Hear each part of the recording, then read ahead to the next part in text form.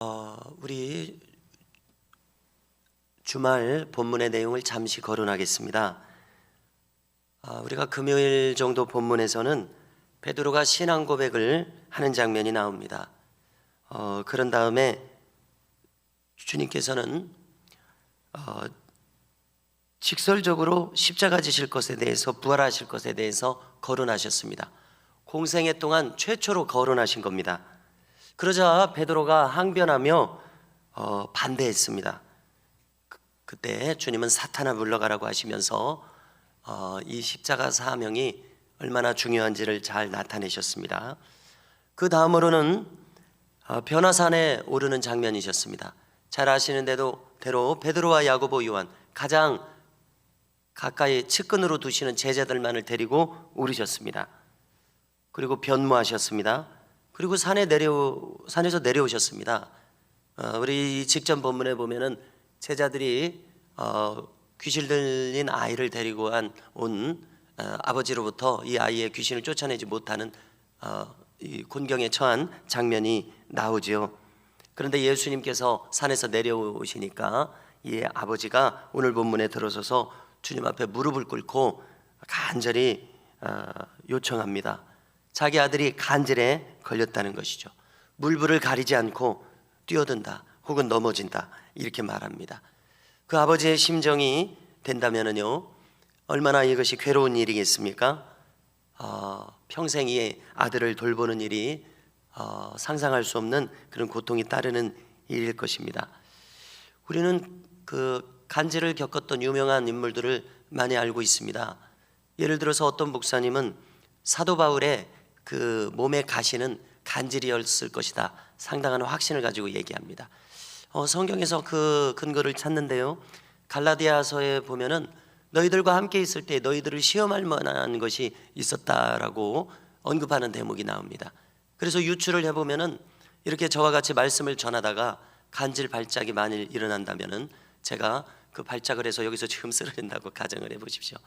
그러면은 저를 깊이 알고 신뢰할 경우에는 안타까이 여기며 공감해주고 안타까이 여길 것이지만, 처음 전도받아서 온 사람은 하나님을 믿고 말씀을 전하는 분이 왜 저럴까 그러면서 시험에 들만도 할 것입니다.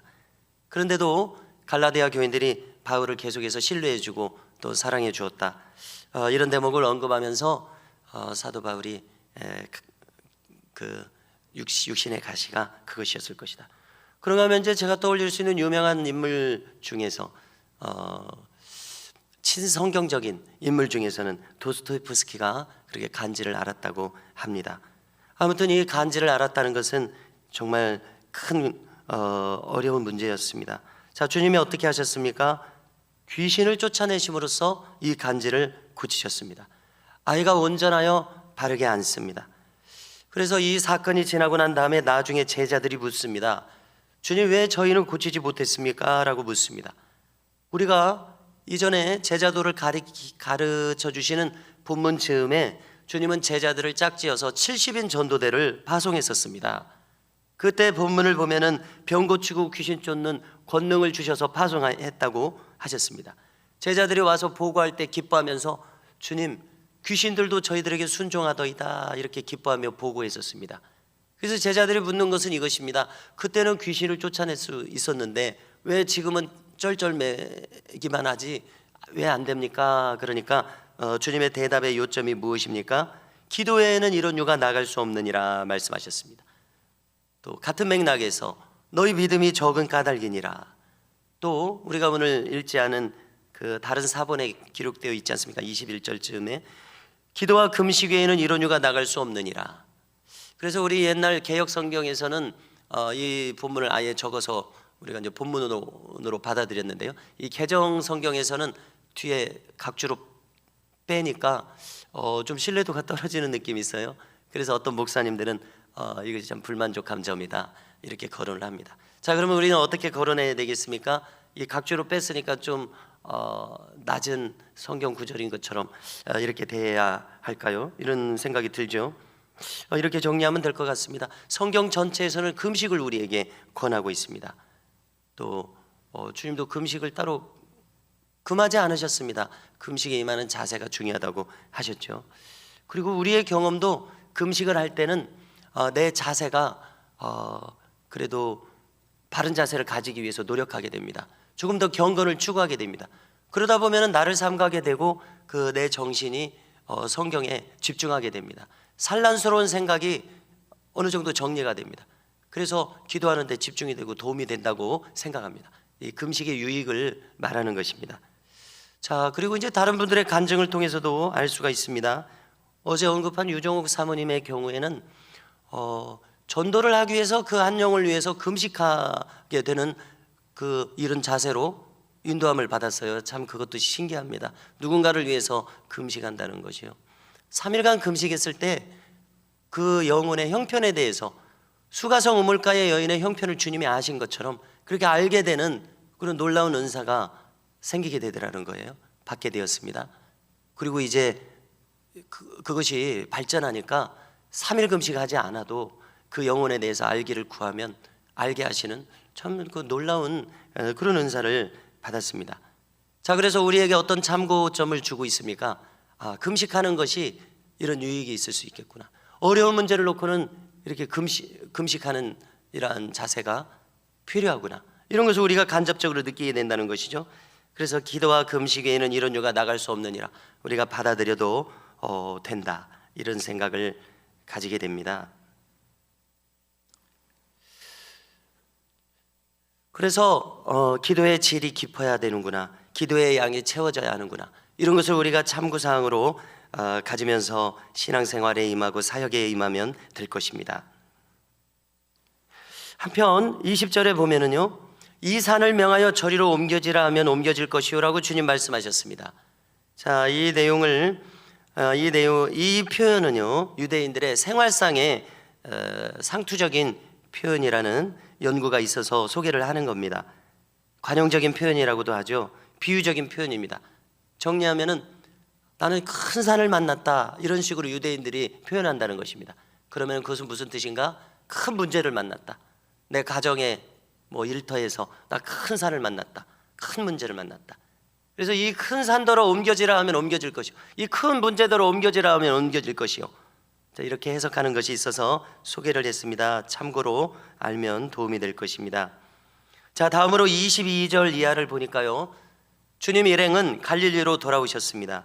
그리고 제자들에게 직설적으로 십자가를 지신다고 두 번째 예고를 하십니다.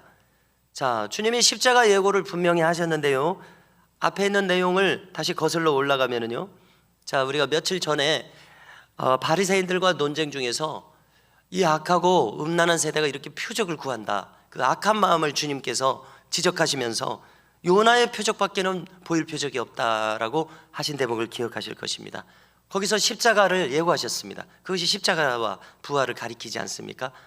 이렇게 비유적으로 예고하셨고, 직접적으로는 베드로의 신앙 고백 후에 최초로 언급하셨습니다.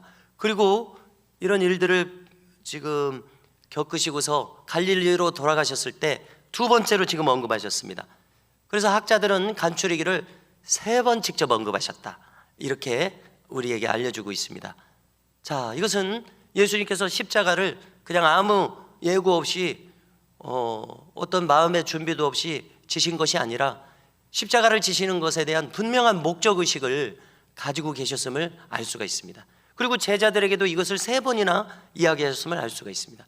그래서 제자들 입장이 되어본다면요, 정말로 십자가에서 돌아가시고 부활하셨을 때야 이것을 그들은 절감할 수 있었다고 생각을 합니다. 말만 들어서는 이것이 실감이 나지 않았었을 것 같습니다. 그래서 제자들은 바르게 대처할 수 없었을 것입니다. 그 심각성을 모르니까 겟세마네 동산에서 그렇게 기도하라고 하셨을 때도 그 기도할 동기부여가 안 됐던 것을 우리가 알게 됩니다.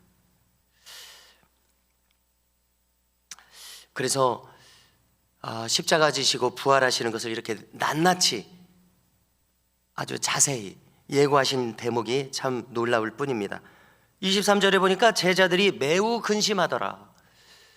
분명히 귀로 듣긴 들었는데 무슨 내용인지 실감이 안 나는 그런 반응이었을 것이라고 생각이 됩니다. 자, 그런데 우리가 참고할 것은 부활 후에 엠마오 도상으로 가는 제자들 둘을 만나서 주님이 하신 말씀을 떠올리게 됩니다.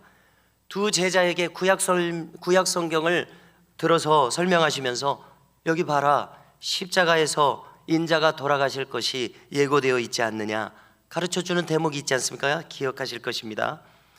이렇게 생각할 때 그런가? 정말 구약에 십자가가 예고되어 있나? 한번 생각해 보십시오. 저에게 떠오른 것은요, 번제, 화목제, 속죄제, 속건제 등 5대 제사가 있지 않습니까? 이 5대 제사가 십자가 지시는 것을 그대로 예표로서 예고하시는 것임을 알게 됩니다. 그것이 떠오르더라고요. 그렇지 않습니까? 그리고 이쪽에 이사야서 53장에 기록되어 있습니다마는 오늘날의 현대 유대인들은 자기 가족들에게, 자손들에게 이사야서 53장은 읽지 못하게 한다는 거예요. 그렇습니다. 객관적으로도요, 읽으면은 예수님밖에 생각나는 다른 역사상 인물이 없을 것 같아요. 그래서 그렇게 읽지 못하게까지 하는가 그런 생각이 들 정도입니다. 그래서 예전에 언급했습니다마는 이사야 53장을 읽어주면은, 아니 구약 성경 읽어준다고 해놓고서 왜 기독교인들이 신약 성경을 읽어주고 있느냐, 유대인들이 반문한다는 거예요. 신약 성경 안 읽은 유대인들이요. 참 놀라운 대목입니다. 그렇습니다. 우리가 이 53장을 읽으면은 십자가를 연상시킵니다. 그래서 우리가 성탄절을 지내면서 성경학자들이 메시아 예언에 대해서 구약 성경에서 한 300군데를 찾아냈더라, 이런 얘기도 거론하지 않았습니까? 그리고 예수님이 직접 말씀하셨으니까요. 메시아 사역에 대한 예고가 구약 성경 곳곳에 있음을 우리가 알 수 있습니다. 참 놀랍습니다. 자, 마지막으로 24절 이하를 보니까 성전세 반세겔을 내는 내용입니다. 놀랍게도 갈릴리 호수에 가서 물고기를 잡아 올렸더니 그 한 세겔을 베드로와 예수님 몫으로 내라, 이런 내용이죠. 반세겔은 이틀치 품삯이라고 합니다. 오늘 내용을 통해서 주님은 이 지상의 제도도 무시하지 않으셨음을 알 수 있습니다. 다른 본문에서는 그래, 가이사의 것은 가이사에게, 하나님의 것은 하나님에게 라고 지혜롭게 대답하시는 대목을 떠올릴 수 있습니다. 이런 말씀들 속에서 예수님께서는 인간의 사회 제도와 또 신앙인으로서 신앙생활하는 그 균형을 어떻게 잡아야 하는지 지혜롭게 잘 알려주셨다고 생각합니다. 그러고 보니까 바울도 비슷한 태도를 가졌습니다. 그는 위에 있는 권세를 존중하라고 했습니다. 또 권세자들을 위해서 기도하라고 했습니다. 그 이유는 우리가 평안하게 신앙생활할 수 있도록 그렇게 이 국가생활과 사회생활의 태도를 정리해주고 있습니다. 그렇습니다. 우리는 천국 시민으로 살아가면서 동시에 이 지상의 국가에 속해서 살아갑니다. 천국의 자유민이면서도 동시에 이 사회의 제도도 어느 만큼 존중해야 할 필요성을 느끼게 됩니다. 오늘 내용을 정리하겠습니다. 첫째, 기도 외에는 이런 유가 나갈 수 없다고 하신 대목을 우리가 붙들어야겠습니다. 기도 생활이 참 중요하다는 내용이죠. 두 번째로, 주님은 자신의 사명을 확실히 아셨습니다. 우리도 우리 스스로의 그 부르심을 확실히 아는 신앙생활 속에서 살아가야 될 것입니다. 세 번째로, 믿는 자는 이 땅에서도 어떻게 살아야 할지 지혜롭게 잘 헤아리며 살아야 할 것입니다.